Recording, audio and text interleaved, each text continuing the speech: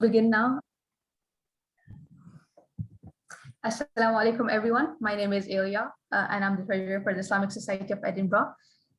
First and foremost, I'd like to thank everyone for joining us today. I know we're all sick and tired of doing Zoom meetings and webinars at this point, but it's just going to be 1 hour, so it's going to be quick and it won't take too much of your time, inshallah.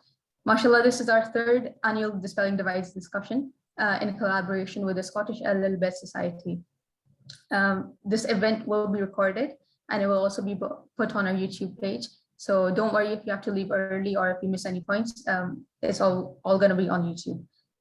For those of you who haven't attended this event in the past, this is a discussion on the two largest sects in Islam, Sunni and Shia. The main aim of this event is to foster love and understanding between the two by discussing their beliefs, similarities, and differences that they may have. The discussion will be led by Maulana Sayyid Ali Abbas Razawi and Sheikh Hassan Rabbani. Just a quick introduction for both of them. Imam Razawi is an esteemed scholar and religious leader with a research interest in Islamic philosophy, mysticism, and comparative religion. He's also the Chief Imam of the Scottish Ahlul Bayt Society, which is an organization that works to meet the needs of the Scottish Shia community. Sheikh Hassan Rabbani is an imam who has studied under a number of esteemed scholars and globally renowned institutions, including the Al-Azhar Institute in Egypt in Cairo. And amongst many other things, he's currently a Muslim chaplain at the Harriet-Watt University. Just a final point, I'll be leaving around 15 minutes at the end for questions. So just pop them through the chat to Sarah, please, and she'll give them a quick check and pass them on to me. That's everything from my side, and on to the speakers. Thank you.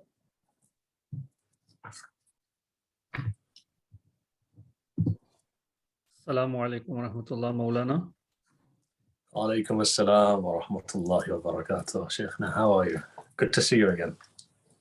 Alhamdulillah, and it's very good to see you. I'm just going to kind of reflect over the last two of the sessions, because I remember when we did the first one together at the university, and at least from my side, I didn't know, mashallah, that it was going to come into the third year of things. Last year was a pandemic, so it was online. And it was a very interesting dialogue. I think we had over about 3,000 people who had viewed the Facebook stream. And alhamdulillah, we are here with the third one. You're on mute, Salmola, you're on mute. Excuse me, I still haven't mastered how to use Zoom yet, can you imagine? But it's been a phenomenal 3 years actually. And I think in the first year when we were at Edinburgh University in person, I think afterwards the feedback was quite important. And the reason being is that I think it brought two communities together. Look, we're not here to change people or elders as such. We're here just to have a dialogue and a conversation. And I think after last year, as you said, over 3,000 people have viewed it. That's a lot of Muslims. And I think it's had quite a big impact, at least within Scotland, if not across the world, whereby we can have open and frank conversations. You know, in a time where you're seeing sectarianism stem up now and again, these types of conversations are deeply important. And especially from last year, if you remember, we talked about philosophy, we talked about theology, we talked about spirituality, Sufism. As you can see, I've got the Chishti hat right behind me, if you can see right up there. Yeah. Sure. Yeah, so in that respect, I think that we're more complex and it's not as clear cut. There's a lot of interlinkages between our great traditions. And it's something that starts over 100 years ago, not in the last 100 years. So I think tonight is going to be a very good conversation. Sure. Last year we had a lot of questions for each other, but today bounce it back to you. And let's go. One thing you had mentioned is about complexity. I think we're living at a time when people love being very binary. It's either this or that. And in particularly when it comes to Sunni and Shi'i dialogue, I think people have a very binary way of looking at things. I think it's slightly more complex, especially when you're looking at irfan, mysticism, and some of the issues talked about. How do you address Muslims when they look at issues in black and white, and particularly in the Sunni Shi'i kind of perspective? So I think it's a very good question, by the way. I think contextualizing it is important. I found that we've become intolerant or less tolerant as people generally, not just Muslims, but you're seeing it across the world. And, you know, some of the things that Brexit has brought up, or for example, how things have developed after the pandemic, we notice that people are going to extremes or becoming more polarized in their understanding. Mm-hmm. And it's becoming very black and white. Mm-hmm. Seeing whether, on the one hand, secular, far-right kind of extremes, well, then you're seeing people of faith becoming intolerant to the other. Mm. And what we're finding is that there's a lack of dialogue which is taking place. You know, you look towards Europe today, there's a lack of dialogue between faith communities. There's a lack of dialogue between political difference. And today, the way that it's become, I find, is that it's either one way or the highway. And you notice this, that when we talk about living in a democracy, you don't find those democratic principles anymore. What you're seeing today more so is the fact that either you toe the line, or then we come at you, or we slander you, or, you know, we shut you down. Mm. You take that into the kind of the Shia Sunni context as well. Though the elders have a lot of goodwill, by the way. So now that generation, that final generation, you could say, they have very goodwill because, you know, if you look at the context of Scotland, let's say, you know, the other day I was driving into Glasgow, there was a mosque there, I went into the mosque, the elders were fine, you know, is a Shi'i guy coming into our mosque, and I think they would do Monday, come and pray, come and whatever. But you find some of the kids have more of an issue. And the reason being is this, that if you go back, let's say, so the vast majority of people that we see in Scotland, at least on a Muslim perspective, happen to be from the subcontinent. Pre-partition, or at least up to the 1970s, there wasn't a concept of Shi'i and Sunni. In fact, even within the Arab world, it was until very recently, you find with the Arab Spring, that things seem to have basically broken. But if you go back to the 90s or even the 80s, at least in North Africa, the Arab world, you don't get that kind of fighting in terms, or schism in terms of denominations. Yeah, there may be slight denominational issues there, theological issues there, but there's a political narrative which has exploded, and because of that, there's separation. The reason why I find, for example, within the subcontinental community, the youth of today are polarized is because they just don't talk. At least if you're living in India, Pakistan, or somewhere, you still go to school together, you have integration. There's more chances of coming and working together. You know, I still know friends who tell me, for example, if you go to Lahore or Karachi, in the month of Muharram or on the day of Ashura, you have Sunnis who are giving water out to the Shi'is who are going in the processions. That's unheard of over here. You know, I don't think there's anywhere in Europe that has that kind of a concept. So I genuinely find that there is a lot of polemical narrative there. And the nature of polemical narrative is that you're trying to get one over the other. Yeah. So what you will do is you will twist things, you'll deform things, you know, you'll bring things forward in such a way that it's attractive to you so that you can win an argument. But what that's not good for is that's not good for peace and harmony. In the olden days, maybe two theologians could sit together. I remember last year we gave the example. For example, in the city of Lucknow, you know, you had people like Shibli Nomani, who you know his position. He's on one side. And you had somebody like, for example, in the Shi'i Maktab, Sayyid Naqawi. Both of them had two opposite ideas. For dinner, they would sit down together and there would be no issue. And on multiple occasions, they sat down. So the idea of having differences of thought and having personal grudges are two different things. But today we've conflated them. And if, for example, one sect or one youth sees another type of youth, immediately a kind of bias is there. And because of that, there's a negativity. The same thing we can say today across interfaith as well. You know, you do find, for example, let's say, if a Muslim or a Jew who may not know each other, who may not have exposure to each other's communities, immediately they may see each other as the enemy, which may not be the case at all, which is definitely not the case at all. Or you could see Christians, Muslims, or you see, you know, today the Hindu Muslim narrative or Sikh Hindu narrative, which is taking place in India. So I think we need to get above and beyond that. And this is why I think university is a very good platform. And this dialogue is a very good platform. It shows that two people can have a conversation as friends. And through this conversation, bring some kind of a normality or some kind of a peace. So yes, that's why, in a long-winded way, I think the reason why there is a problem is because we're just not talking. One of the interesting things out of that, you talk about how the older generation, there was perhaps much more respect there compared to the young.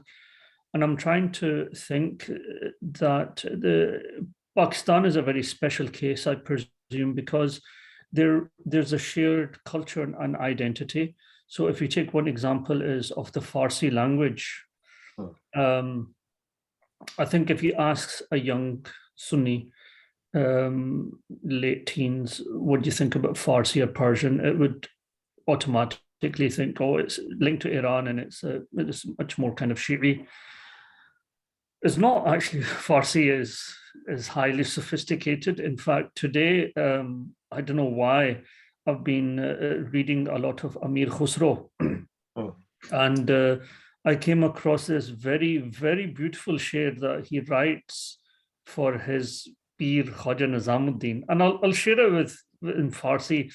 Man tu shudam, tu man shudi, man tan shudam, tu jan shudi. So I have become you. So it's just so sweet. The play. Now my Farsi is not great. My father's generation, they had to learn Farsi in madrasa, actually, interestingly. And then he carries, and I'll read this part. Takas na goyad ba'daze man digaram tu digari.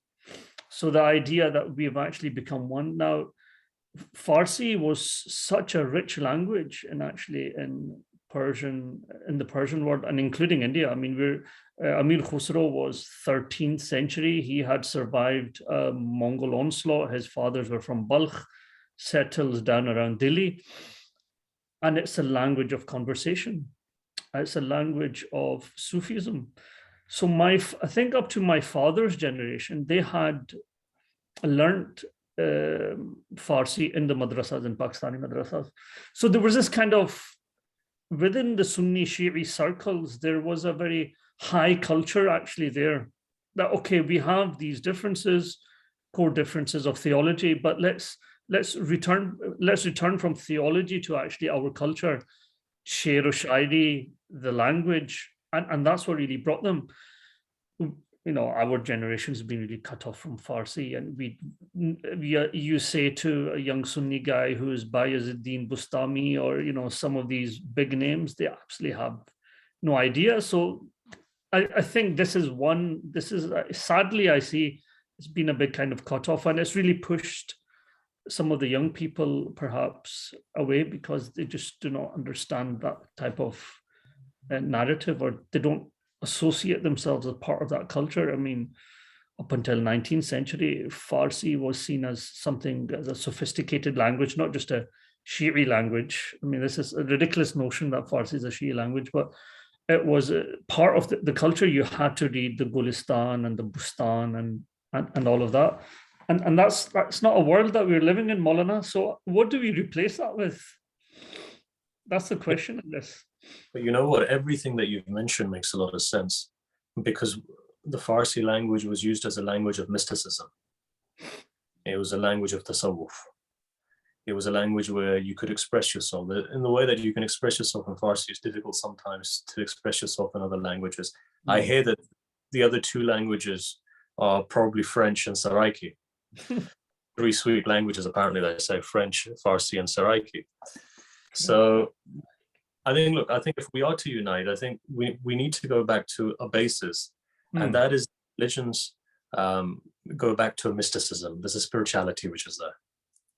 There's a mysticism which is there. And I think wherever you find spirituality, you find peace, because the ultimate purpose is to get to God or the divine being, but through 3 things really: through the concept of light, nur, through the concept of rahmah, mercy, and through the concept of hub, love. When you have these 3 things, love, mercy, and light, what you then come to realize is that differences kind of melt away. That maybe the outer shell may be different, but the essence is the same. And if you would ask the question, the existential question, what is the purpose of existence? Therefore, as a person of faith, we're here to evolve ourselves to come to know God, right? We're here to come to understand God. We're here to move towards a divine being. What is a divine being? The divine being for us is different at different stages of understanding and awareness. And I think that if the youth of today, who, if you look at it and see, you've got people without a purpose, and without a purpose leads to depression, leads to sadness, leads to crime. You know, when you feel victimized, you find that it leads to extremes. And the reason I feel that's the case is because we've lost some things. In our education, we've lost, you know, for example, if children go to school, there's no akhlaq anymore, there's no morality, there's no, even when you go to the madrasa, let's say, you go to a Saturday school, you learn the letter of the law, but what you're not learning is you're not learning morality, you're not learning akhlaq, akhlaqullah, that is, the nature of God. For example, why is God compassionate? What is the nature of compassion? What is the nature of repentance? What is the nature of forgiveness? What is the nature, you know, let's be honest, even Sufis today are not teaching Manazil al-Sa'irin, for example, or books like that, you know, Kashf al-Mahjub, Hujwairis. You know, we're not teaching that. The whole purpose of those manuals was to take a human being away from their kind of pain and suffering and the outer realm of, you could say, mistrust, aggression, anger, enmity, and take them to the high level of love. And today, that people from across society, however big they are, small they are, but when they come onto this pathway, and you'll see people at the topmost post, but they'll wake up, they'll do muraqabah, they'll meditate, you know, they'll focus upon the divine being, they'll try and introduce that light into their life. From whatever sector of life, if I've ever seen people who are successful, they are meticulous when it comes to their relationship with the divine. And I think that's what's lacking. And you know, sorry, I've taken it off on a tangent, but I think the only way we can unite ourselves, the only way we can reform, and the only way we can bring peace, not just between Shia and Sunni, but even between Christians and Muslims, you know, or the Abrahamic faiths or the Dharmic faiths, is if we truly go back to the essence. And that essence is this idea of light, the idea of love, the idea of mercy.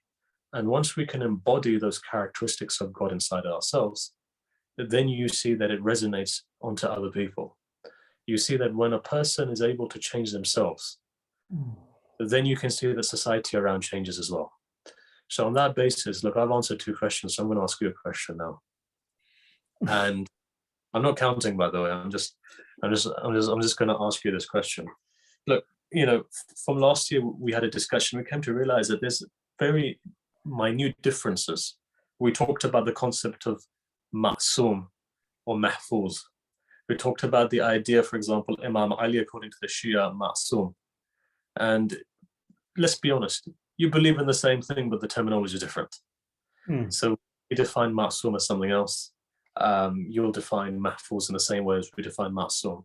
Here Ibn Arabi comes in Futuhat al-Makkiyah and he says, you know, Ali is mahfuz and ma'soom both. Right? So you find terminologies differ depending on who it is. So really, my question to you is this then. What do you think is the secret of unity and peace amongst these 2 traditions? And firstly, second part of it is, do you actually think that there's a very big difference between us? Or has it been exaggerated? And thirdly, I'm going to get all 3 questions in one go. So let's say, for argument's sake, you come with a conclusion that, well, actually, there's not much difference. How do we go forward? And if there is much difference, how do we go forward? Wow. Can I skip anyone? Can I skip all 3? I'm only kidding. Wow. Okay. So I think there's a lot of misinformation, and I'm just going to speak from a Sunni perspective. And I mean, for everyone listening, I am no spokesman for the entire Sunni tradition. I come from a particular way of thinking, and I am representing myself, and that's how I will speak. I think from the Sunni side, there's a lot of misinformation, I presume, among the masses. And I think that some people have found that useful to be there because they can manipulate the emotions and the feelings of people when they would like to. So when you talked about this idea of politically, when you look at when Sunni Islam and Shia Islam enters into the political arena, this misinformation can really kind of stoke those emotions and what you're looking for. If you ask me personally, there is a theological difference. We accept that. But my position has never been to speak of the differences. It was rather to speak about the similarities. I think that's important. Speaking of the differences, you can pick up our books, and our ulama wrote actually much. I think there was a time and place for that. I think no longer we find ourselves in actually that context. And one of the things I have tried through my own work with the young people is how to benefit from each other's tradition. So I give you an example is how many, we are all Hanafis, how many of us knew that Abu Hanifa was from the students of Sayyidina Imam Jafar as-Sadiq, alayhi salam? How many of us know that Bayezid Bustami rahmatullah alayhi spent time with the Imam? And Abu Hanifa was put into prison not because of he refused the caliphate, but he had supported the Imam actually of his time. And what I really want to do is educate people around that, because that's going to, I think that's going to bring down that binary position of black and white and add deep kind of complexity to that. I was very fortunate, obviously, to travel to Iran many years ago, and I went to Qum and Mashhad. I went to the Haram in Mashhad with my Azri attire. I think part of that was just to see it, just to tease out a reaction from people that, you know, I don't look Shia. But I think it was a very beautiful experience personally for me. I'm not sitting here as I haven't been paid by Iran or anything like that before people assume anything. I'm talking about my personal experience of going there. And people are actually very saddened, Maulana, that I went. I had a lot of Sunni Imams speak against me. That why are you actually going there? You know, don't you know X, Y, and Z? I just found that really funny. I mean, I just replied, said, if Saudi gives me a free ticket, why not? I'll go meet the Saudis as well. I don't have a problem with that. But they don't also understand that Iran has a deep richness when it comes to the Sunni tradition. We've got kind of Seljuk era mosques and scholars actually from that time, very much there actually in Iran. In Qom, I was fascinated. I think I think what I saw was the sheer number of students actually studying there and the diversity within them. The idea that each one of them differs from the other in their actual thinking. So the idea the madrasa is not producing everyone who thinks the same. And then when we went to the Haram in Mashhad, you know, I was surprised. And one of the things that I loved most about it was when I asked about the cleaners, how often do you clean? And he had said to me, you know, doctors and lawyers actually come and volunteer to clean the toilets and clean the Haram. And this is something that I can relate to, because this sort of adab it's what my Sunniism actually stands for. You know, today, if you asked me if there was an imam or a big scholar buried in Scotland, I would find it as fakhr for me just to go and clean that place. And we did that when we actually went to Egypt. I remember in Egypt, there was so many beautiful maqams of the Ahlul Bayt, but some of the ulama's maqam were not kept clean. So Ibn Hajar al-Asqalani, I remember we went there and we picked up the rubbish, and we thought, you know, Ibn Hajar, maybe on Yawm al-Qiyamah, he'll think of that and pray for us and stuff. So I think when you talk about spending, you know, the kind of conversations, I think when you spend time like that, differences are there, but at that moment in time, they seem insignificant, because we are humans, number one, we are Muslims, number two, and we have this rich tradition of adab, takhalluq bi akhlaqillah, and this beautiful adab that we actually have to the Ahlul Bayt and the ulama, which is again a very sad thing that I find we've lost in the younger generation. That the older generation actually had that when they were talking about Hazrat Fatima to Zahra and some of the great, waliyas and ulama and Sufiya.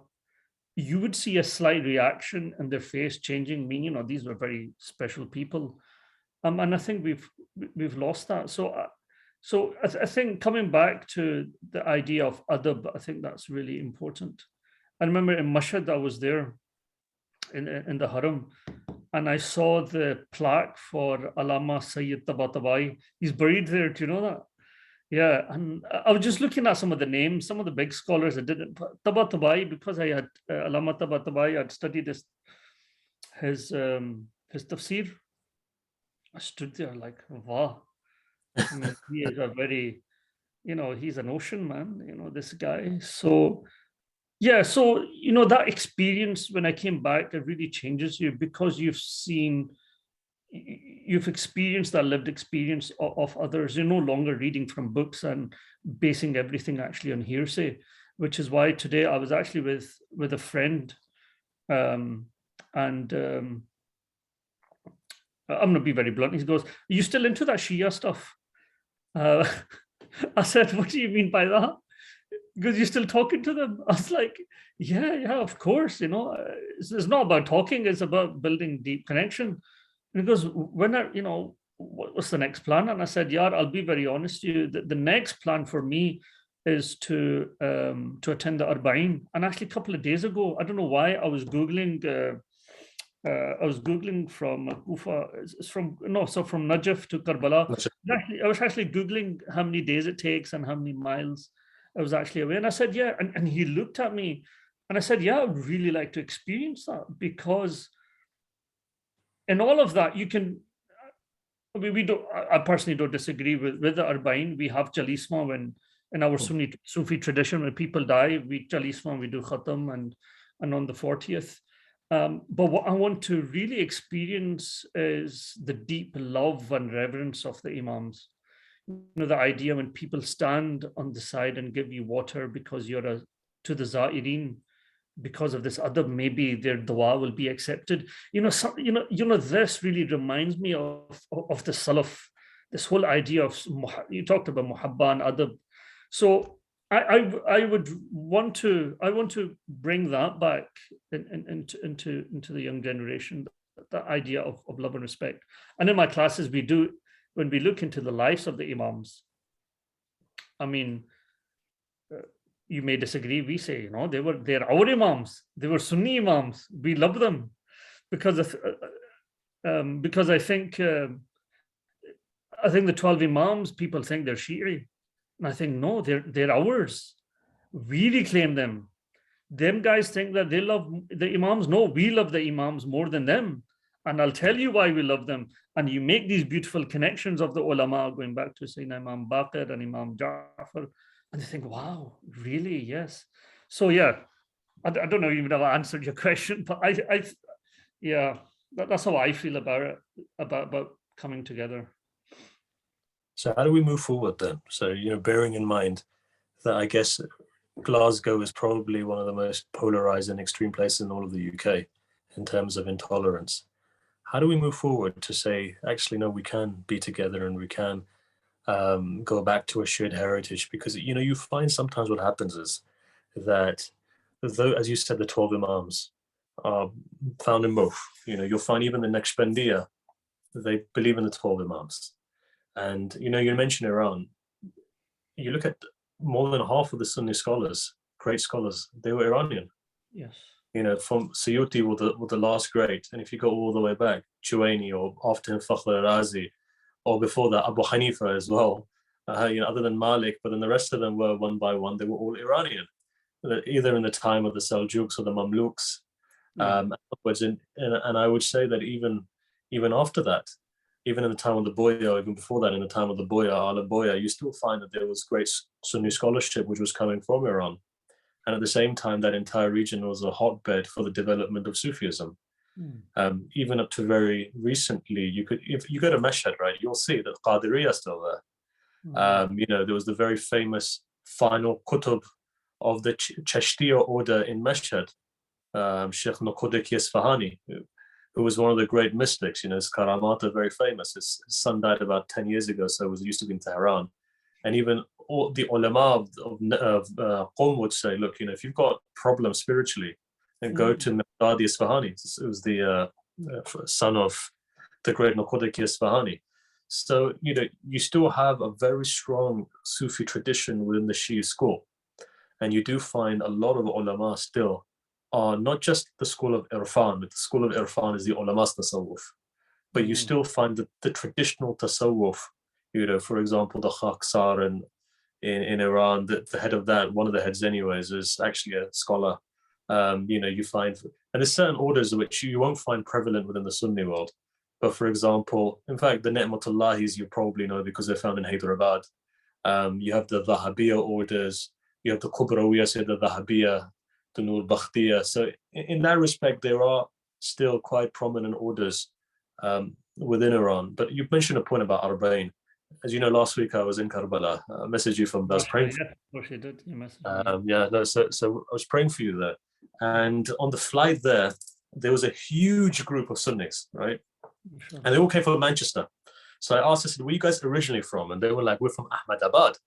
So they were all Gujaratis from Manchester, Mancunians, plus from India. And they'd all come and I said, so what are you doing here? Come to Ziyarah. Okay, amazing. So what do you do? So we stay 3 days in Baghdad and we go to Najaf, we go to Karbala, we go to Kardami, we go to Samarra.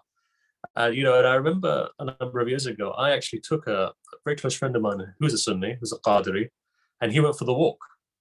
And, and he found it phenomenal. And I still remember around about the time of the Urs of Abdul Qadir Gilani, you'll find Qadimiyya, the shrine itself, 70% full of Sunnis from India, mostly. And then you've got Pakistanis as well. But I tend to feel that the Indian Sufi Sunnis are much ahead in terms of wanting to integrate. Integrate in the sense that they're much more open to the fact that these imams are not just theirs, but they're also ours. And at the same time, we actually have no issue with the Shia community. We'll pray together and, we'll break our fast together. Yes, there is an ikhtilaf.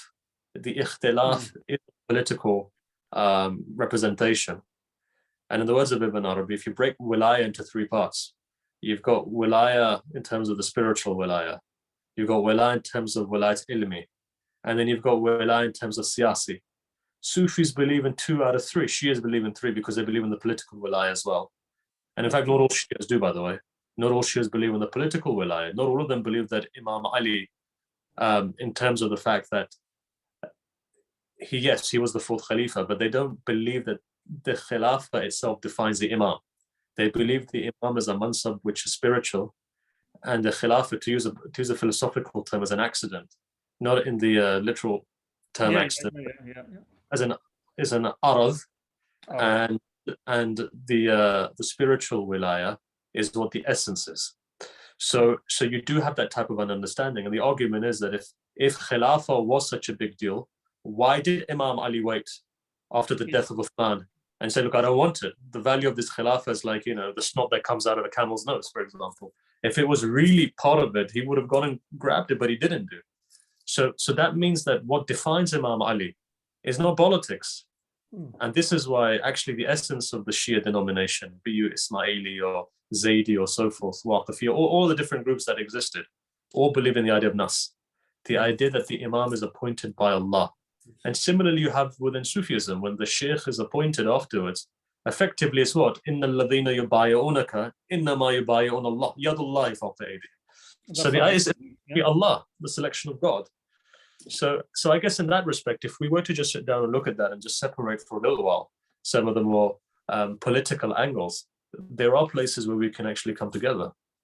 And when you talk about the idea of Hazrat Imam Ali radiallahu ta'ala anhu, there were Sufi books actually written, some Sufis who particularly look at the Ash'ari tafsir. They were saying that there was a hikmah of Allah subhanahu wa ta'ala of bringing the Imam in forth because he had those qualities to deal within the strife of the Ummah that was actually going through. It was a very difficult time. And they said it was because, and that's the reason why Hazrat Ali radiallahu ta'ala anhu was actually put there. And in terms of his wilayah, interesting, Amir Khusro was the first one to write in Farsi, Man kuntu Maula. This hadith, and he had made a ghazal out of that. The reason why Nusrat and others sing that is the Chishtis, our silsila goes back to Sayyidina Imam Ali, and they would often sing it. Yeah, it was very much part of the actual tradition. So I would say that this is a point of unity then. After Prophet, peace be upon him, I think the point of unity is Imam Ali alayhi salam. And I would say as long as we uphold that, the unity of Imam Ali, I think that is enough for us to, get over many of the hurdles. Because,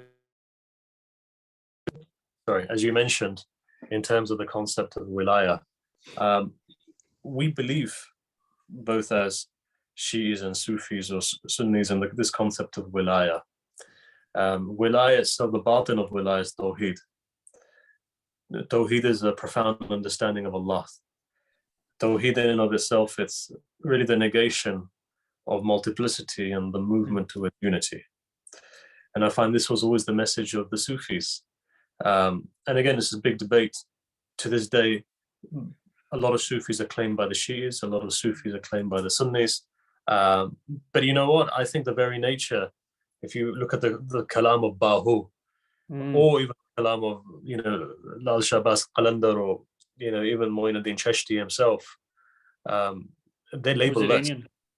Yeah, they were Iranian, but they label less as well, aren't they? So they don't claim to be one sect or the other. But what they do claim is, they claim, in the words of Rumi, their religion is the religion of Ishq. When Saadi has a very beautiful poem like that, that my deen is the deen of love, basically. My religion is the religion of love. And I still remember, a story for you. A couple of years ago, I was in Geneva, so we were there for a UN meeting. So like 45 minutes in, I think everybody was knackered. They were so tired. So this Egyptian woman gets up and she says, look, I want all of you to sing with us. And she started to sing that, and she started to sing that, sing the couplet of Saadi, that your deen and my deen is the deen of Ishq, and so forth. And you got all of these bureaucrats sitting there, all getting up, trying to kind of master and sing it. And she's like, no, it's very nasal. You've got to do it like this and like this. And and it appeals to everybody when you translate it. It makes sense. What is love? In the words of Imam Ja'far Sadiq al-Islam, what is love? What is deen but love? Right? No, it's wilayah, it's love. It's ishq for the righteous, and it's bughz in the sense that it's negation. In the words, tabarri is negation of that which is you could say that which is against truth and which is falsehood. And and between that lies us. So we're in a swinging pendulum. And I guess this is why they say qalb lies in the tradition. Qalb lies between the two fingers of God, the heart of a person. And this is why qalb, qalaba rotates, heart rotates. And I guess if you give your heart to God, He will rotate it in the right direction. Absolutely. I go off now. It's so simple to start talking to you about spirituality and mysticism, but I don't want the audience to think, why have they started all of a sudden on ishq and hub and wood and so forth. I've realized the time's 1:45, so we're wrapping up. Just one final thing, Maulana. I was in actually Turkey a couple of weeks ago, and also apart from the Turkish mosques have the name of the 4 Khulafa, but in particular they have the name of the Panchtan Pak, as we call them, the Holy Five. And again, I thought young people in UK, Sunnis, cannot so much even relate to that, because they think it's a Shia symbol. The fact you've got Hassan and Hussein and Ali and Fatima, and then actually the mosque, the Marmara Ilahiyat, they even had Hazrat Khadija's name up there. So I think bringing that back is really refreshing, and it's challenging that black and white narrative, that the binary narrative that actually people hold. So I think you're right. On that point, I myself was in Istanbul, and I guess you come to understand that the Ottomans themselves were not the type of Sunni that you have today. In this, without mentioning, Wahhabism and Salafism. Well, I've mentioned it now. So if you look at the history of the Ottomans, they were mostly Sufis. If you look at some of the original Sheikh al-Islams, Fanari or others, they were like Misbah al-Uns. If you look at some of the books that they've written, they've written commentaries on Ibn Arabi. They've written commentaries on mysticism. They believed in the 12 Imams. You'll find that, and of course, 30% of the Turkish population are Shi'i as well. So you call it Alawites, 5% are the traditional 12ers, but the rest of them are Alawites who believe in 12 Imams. You've got the Bakhtashi order who believe in the 12 Imams. So, and the Bakhtashi, exactly, and the Bakhtashis were the Fida'in of the Ottomans against the Safavis. So you had this Shi'i Fida'in fighting for the Ottomans against the Safavis, who Safavis themselves were a spiritual order, the Safavi order, which goes back to Sheikh Zaid Gilani. So you had a war of brothers basically, but the fact was that their belief weren't that different. It wasn't a fight over belief; it was a fight over political conquest. And that's what we're seeing today, I guess, that political arena back. Oh, that was. We need to hand it back. So okay. Yeah, Ilya, so you can. Okay. Thank you so much for both of you. That was an amazing talk, and I'm sure everyone really enjoyed that and got a lot of information. As promised, I'm going to leave a couple of minutes for questions. I've got a lot of questions, so I'm going to try and get as much as I can. But you both spoke about how there's this gap in understanding between members of the sects. So my question for you is a practical one, actually.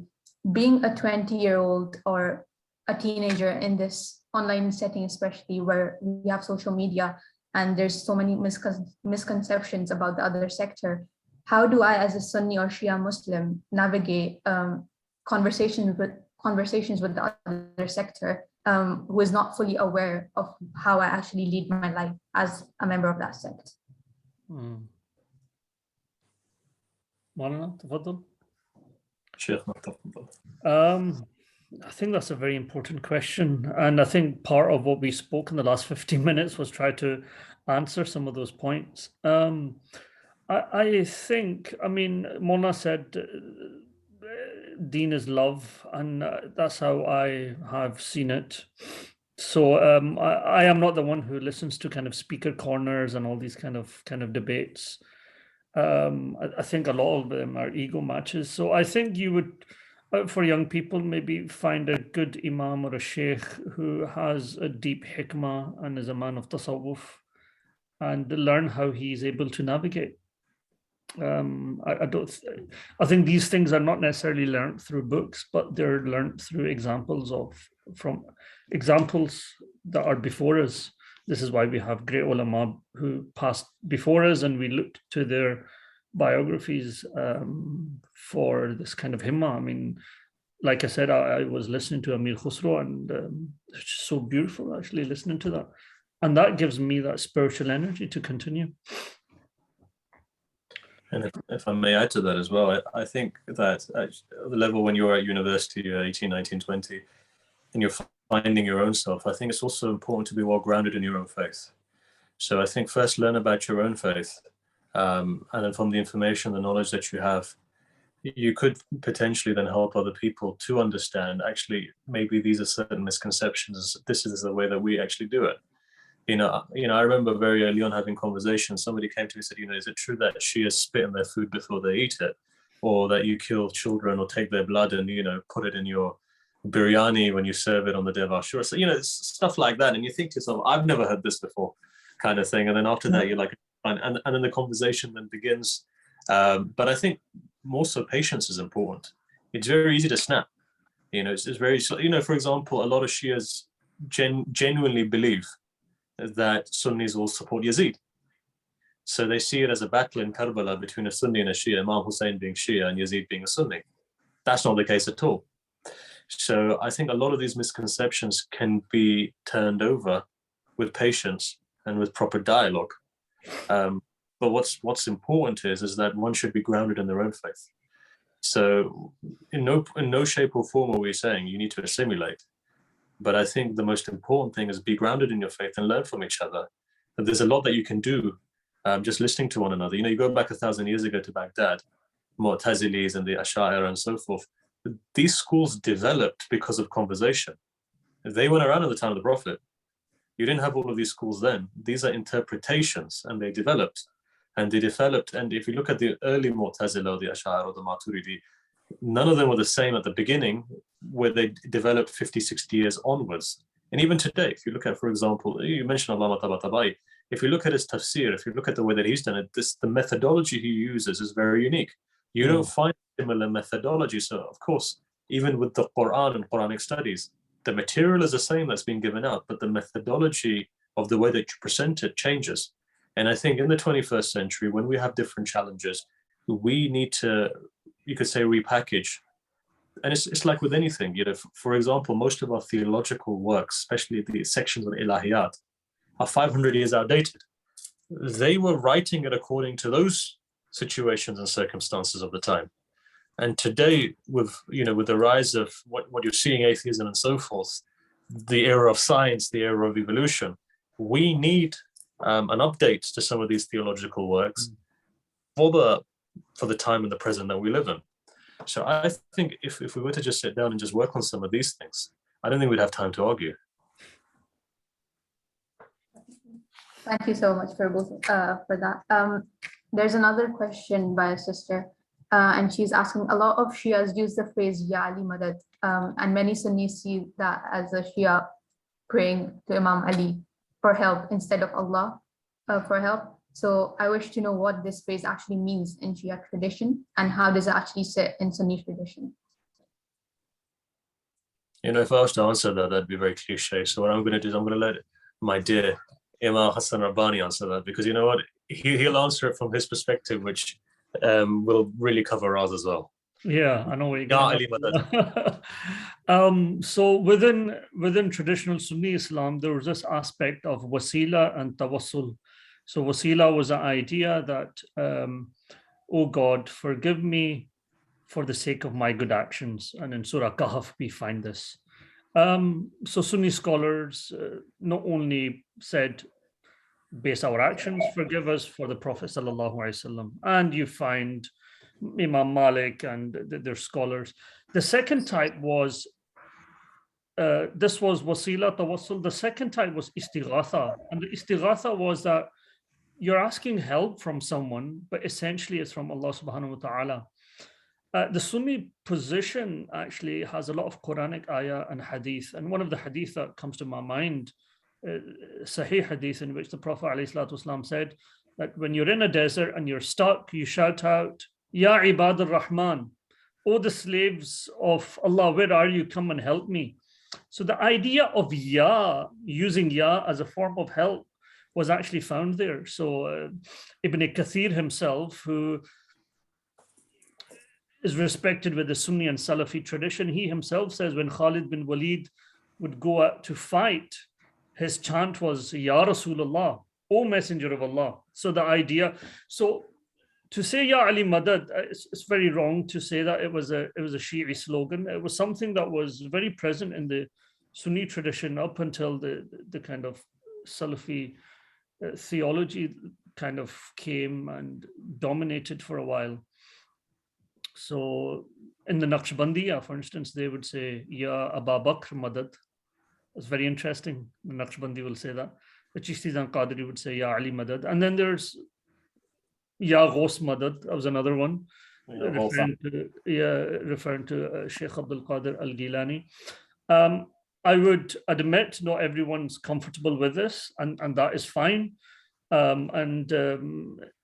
If I may, I can even mention Yasir Qadi. I mean, this is when he looked into tawassul and wasila, it was something that he himself was challenged by. He said, if I consider this to be shirk, I have to considered the past 1,000 years of scholarship mushrik, because you have Abu Hanifa, who's Imam Busiri, Ya Akram al-Khalki Mali Man Aludhu Bihi. You'd have to brand everyone shirk, because everyone is using this type of help, but they don't believe it's Ali who's helping, or he has godly powers. It was actually the help was really from Allah subhanahu wa ta'ala, but it was these blessed people's names that we're going to take. I think that's kind of covered that. Well, that would be your similar position, I guess. Yeah, pretty much the same. We'll use the same verses of the Quran. It's an idea of barzakh. Al-insan al-kamil is a barzakh. And, it's as you said, it's a wasila. This is when we do tawassul, istighatha. So basically the same. I mean, now that you've answered, see, I used to debate on these topics 15 years ago against the Salafis. I've stopped debating now.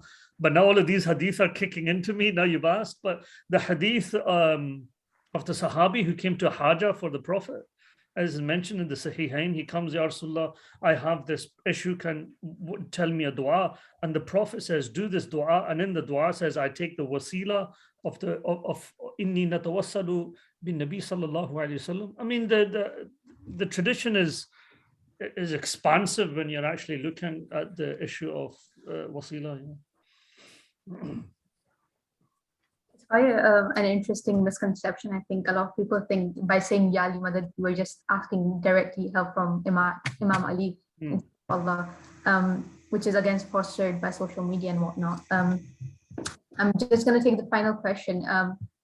Imam Razawi, I think this would be better suited for you, but for Sheikh Hassan, you're welcome to give your thoughts on this. What is the line of imama in order to be Shia? Is it very objectively defined, or is it on a scale? No, so I guess to be Shia or Shi'i, really, if you look at it, is to accept the nas, the idea that Allah has chosen. So, okay, let me go back. The difference between Khilafah within the Sunni school and Imama is that one comes into the idea of furuh, the other is usul. One is theological, one is jurisprudential. This is why I always have a problem when it comes to Shia and Sunni discussing this when they don't understand the nuances. So the Khilafah in and of itself, as we see the political Khilafah, is something which is jurisprudential. And you've got Taftazani and so forth. They've got much literature on this idea of Khilafah, leadership after the Prophet. But for a Shi'i, the idea of imama is something that comes into theology. It's an extension, you could say, of the prophecy, in the sense that the seal of the prophets has taken place, the final prophet is gone, or spiritually, of the prophet, the spirit is there, but the physical body is not there anymore. And then the succession there is the idea of nas. So then the imamate begins. And there will see the prophet, basically. So when prophecy ends, you have the idea of the wasi, or the Maulana after the prophet, who takes the mantle of the prophet in terms of not the fact that he's a prophet, but in terms of the fact that the guidance, spiritual guidance from the community. And according to Shias, that is appointed by God. So the verse of the Quran says, Inni ja'alun fil ard al-khalifa, for example, or Inni ja'aluka lin-nasi imama, for example. So here, this term Inni indicates back that only Allah has the right to pick a khalifa or to pick an imam. Now you could interpret that in the spiritual sense or the political sense, whatever it may be. But the fact is, within these two verses, one dealing with Adam and the other one dealing with Abraham, Inni ja'alun fil ard al-khalifa, Allah says to the angels, look, I'm going to create, not you or anybody else is going to choose, but I'm going to create a khalifa on this earth, the appointment of a khalifa. In the same way that when Allah says in relation to Ibrahim, Inni ja'aluka lin-nasi imama, again, Allah made Ibrahim an imam, right? So the idea of imam and khilafah within the Shia school is that firstly is to do the nas, right? After that, then it goes from imam to imam. And of course, with that, there's been schisms. So after the tragedy of Karbala, you had some people who kind of went towards Muhammad Hanafiya. And then you had this kind of munadara that takes place next to the Kaaba, whereby Imam Zain al-Abidin comes, Muhammad Hanafiya comes. And the orthodox Shia belief is that Muhammad Hanafiya never claimed imamah. But at this point, when Imam Zain al-Abidin says, call on Hajar Aswad and see what happens, and Hajar Aswad moves towards the hand of the Imam Zain al-Abidin. And then you had the Ash'ar of Farzdak, which is the great poet at the time. So, so from Imam Zain al-Abidin, and then after that, the time of the fifth Imam, you have another schism that takes place with the Zaydiyah. After the sixth Imam, for example, you have Ismail passing away, and then Muhammad bin Ismail, and then after that, the Ismailiyah, and then after that, there's a split there as well. And so it continues. And to generally say after Imam al-Rida alayhi salam, then there is no more schisms within the Shia world. And in total, you could say that 12 different denominations. That said, you'll find much more different pathways within the Sunni schools, and maybe Sheikh Hassan Rabbani can shed light on that. But when you look at something like Milal wa Nahal, you look at all the various Sunni different denominations, I think that they're probably double or triple that of the Shi'i schisms that took place, from schools such as the, from the Zahiri school, from the south of Spain onwards. So these are different ideas, you could say. These are different ways of thought, you could say. And at least within the Shi'i school, Imama then, in a sense, split, but the vast majority still follow this line of the 12 Imams. And as you know, within Tahiyyin, you've got this hadith that the Prophet says that after me there will be 12, you could say, Khalifas or Amirs or so forth, Kulluhum min Quraysh, or once Kulluhum min Hashim, Bani Hashim. So in this way, the Shia interpretation is that this hadith, which talks about the 12 successors, which are found both in Shia and Sunni tradition, the Shias will say that these are the 12 Imams. Now, whether people say this is spiritual or political, the Sufi orders will say, yeah, no, of course we agree with this tradition because this is found in the Sahihain, but at the same time, what we believe is that this is a spiritual line. But my argument here is not spiritual or political. But the fact is that this is the idea of nas. So the idea that God appoints, and that's passed down from Imam to Imam to Imam. So to be a Shia is not just to believe in the 12 Imams as per se, but it's to believe that the 12 Imams have been appointed by God. That's where the difference comes in.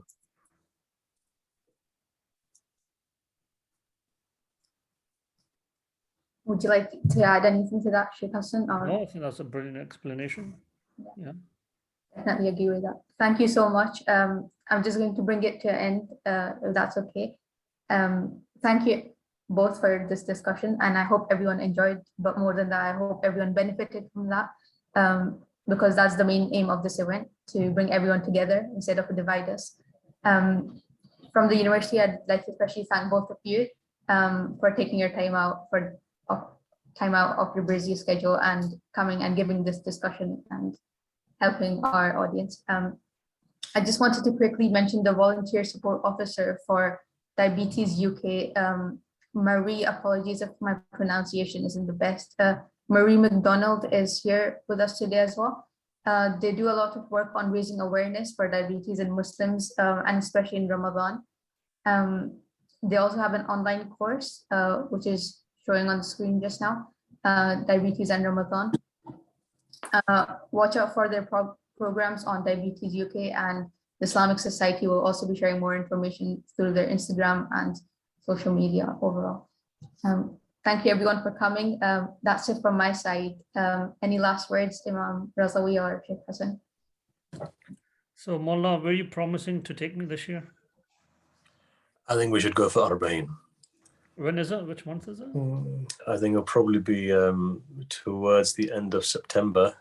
Okay. And I think we should go together. I think we should go together, and we'll wash your feet, we'll rub your back, or we'll feed you, and hopefully we'll take you within a day and a half to 2 days to Karbala, even though it's a good 80 plus kilometers. But believe it or not, my elderly parents still walk it in a day and a half. MashaAllah, MashaAllah. So I'm sure we can do that, and we get to Imam Hussein and we'll take you all the way to the shrine. Amazing. And then in the next year's Dispelling Divides, we can speak about our experience at Arba'in. No, inshallah. And then afterwards, you can take me to Sayyidah Zainab in Cairo. Oh yeah. Oh, Cairo is very beautiful. It's beautiful. There's so Sayyidah Nafisa. I mean, Sunnis don't know this. Shafi'i, whenever he would fall ill, would send gifts to Sayyidah Nafisa. And before his servant coming back, he would be restored with health. And the people of Misr cried when Sayyidah wanted to leave, actually. Such a peaceful maqam, and yeah, alhamdulillah. Okay, So Arba'in and a potential Cairo trip before we meet for next February's Dispelling Divides, inshallah. Inshallah. You look after yourself. Inshallah, Maulana, you take care. Take care, Jazakallah, everyone. Thank you so much. Salam. Assalamu alaikum.